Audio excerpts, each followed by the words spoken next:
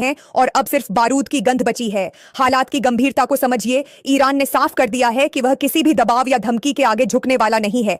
General Munir के जरिए जो बातचीत की आखिरी उम्मीद बची थी वह अब पूरी तरह खत्म हो चुकी है। ईरान ने ड्रोन ने अमेरिकी बेड़े पर धावा बोल दिया। ईरानी मीडिया का दावा है कि उनके ड्रोन ने न केवल अमेरिकी जहाजों को निशाना बनाया बल्कि उन्हें खदेड़कर पीछे हटने पर मजबूर कर दिया। यह सीधे तौर पर सुपर पावर अमेरिका को एक खुली चुनौती है। अब खबर आ रही है कि डोनाल्ड के शब्दों में ट्रंप को चेतावनी दी है, आग से मत खेलो वरना खुद जल जाओगे।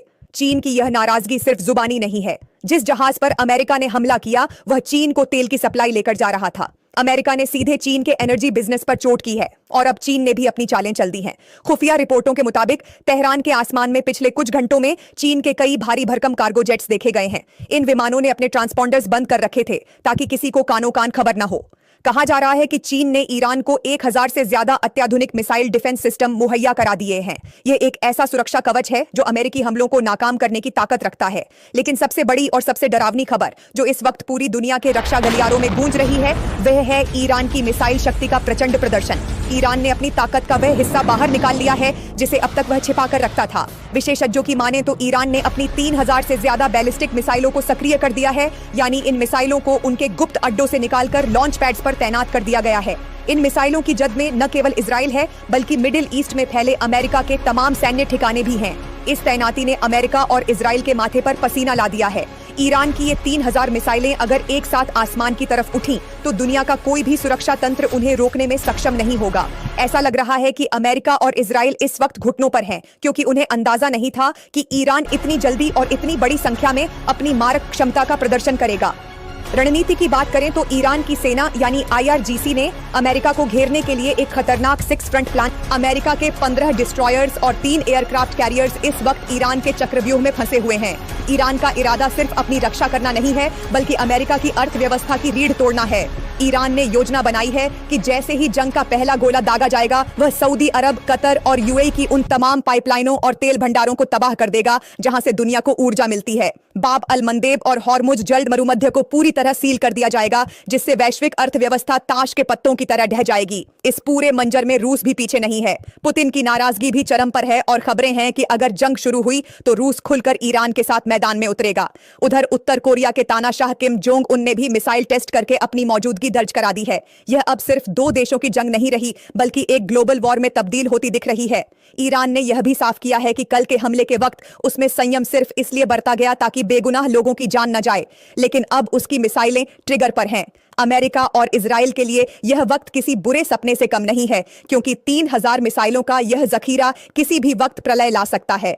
अब पूरी दुनिया की नजरें अगले कुछ घंटों पर टिकी हैं, जहां एक तरफ ट्रंप की धमकियां हैं और दूसरी तरफ ईरान का वह प्रचंड मिसाइल प्रहार जो इतिहास बदलने की ताकत रखता है। आज हम उस महायुद्ध की दहलीज पर खड़े हैं जहां दुनिया की सांसें थमी हुई हैं।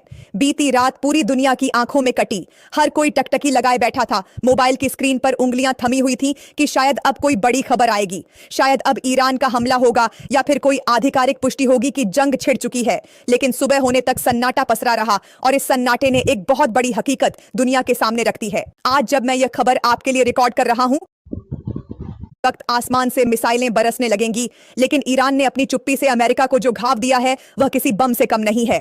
डोनाल्ड ट्रंप ने इस पूरी बातचीत, इस पूरे कूटनीतिक ड्रामे को एक ऐसा पेचीदा दलदल बना दिया है जिसमें वे खुद धंसते चले जा रहे हैं। ट्रंप ने दावा किया था कि उनके उपराष्ट्रपति JD वेंस मिशन पर जा चुके हैं, लेकिन CNN की एक रिपोर्ट ने उनके इस दावे का पर्दाफाश कर दिया। CNN ने साफ कह दिया कि JD वेंस कहीं नहीं गए, वे अमेरिका के भीतर ही मौजूद हैं। अब सवाल यह है कि आखिर ट्रंप दुनिया से और अपने ही लोगों से क्या छिपाना चाह रहे हैं? क्या यह उनकी घबराहट है या फिर ईरान की वह ताकत जिसने अमेरिका के साजो सामान, जहाजों और सुरक्षा तंत्र को धता बता दिया है? इस बीच ईरान के खेमे से पहली बार सबसे बड़ी आवाज गूंजी है। ईरान के सर्वोच्च नेता मुस्तफा खामेनेई ने सीधे तौर पर मोर्चा संभाल लिया है। खामेनेई का बयान आना इस बात का सबूत है कि अब मामला हाथ से निकल चुका है। उन्होंने और ईरानी संसद के स्पीकर मोहम्मद गालिबाफ ने 2 टूक कह दिया है कि हम जंग के लिए तैयार हैं, हमारी सेना तैयार है, हमारे ड्रोन तैयार हैं और हमारी मिसाइलों का जखीरा पहले से कहीं ज्यादा पुख्ता हो चुका है। ईरान ने साफ संदेश दे दिया है कि वह झुकेगा नहीं। यहां समझने वाली बात यह है कि ईरान का नेतृत्व कितना गंभीर और शिक्षित है। जहां दुनिया ट्रंप के मस्खरापन को देख रही है, वहीं ईरान के पास मोहम्मद गालिबाफ जैसा नेता है जो एक पेशेवर पायलट है और राष्ट्रपति पेजेशकियन जैसे नेता हैं जो एक कुशल सर्जन हैं। वहां नेतृत्व कोई प्रॉपर्टी डीलर या कोई ऐरा गैरा व्यक्ति नहीं संभाल रहा, बल्कि वहां एक सशक्त सिस्टम है जो किसी भी समझौता करने वाले व्यक्ति को सत्ता के गलियारों तक फटकने नहीं देता। गालिबाफ ने तो यहां तक कह दिया कि बातचीत भी एक लड़ाई है जो सड़क और युद्ध क्षेत्र के साथ साथ चलती है। उन्होंने खुद को बातचीत के मोर्चे का सैनिक घोषित कर दिया है। ईरान का दावा है कि उन्होंने अमेरिका को सरेंडर करने पर मजबूर कर दिया है और आज अमेरिका बातचीत की टेबल पर इसलिए नहीं है कि वह शांति चाहता है, बल्कि इसलिए है क्योंकि वह ईरान के सामने बेबस है। हॉर्मुज जल मरुमध्य को लेकर जो स्थिति बनी हुई है वह इस वक्त वैश्विक अर्थव्यवस्था की नब्ज है। पर्शियन गल्फ से होने वाले समुद्री व्यापार का मुख्य रास्ता ईरान की मर्जी के बिना नहीं खुल सकता। अमेरिका ने अपने जहाज वहां तैनात कर दिए हैं, सुरक्षा का घेरा बना लिया है, लेकिन ईरान ने अभी तक कोई ग्रीन सिग्नल नहीं दिया है। ईरान की शर्त साफ है, अगर बातचीत करनी है तो मस्खरापन बंद कीजिए। पिछली बार जब 21 घंटे की बातचीत हुई तो ट्रंप के पास 15 बार फोन आए। क्या यह सीरियस डिप्लोमेसी है? ईरान कह रहा है कि अगर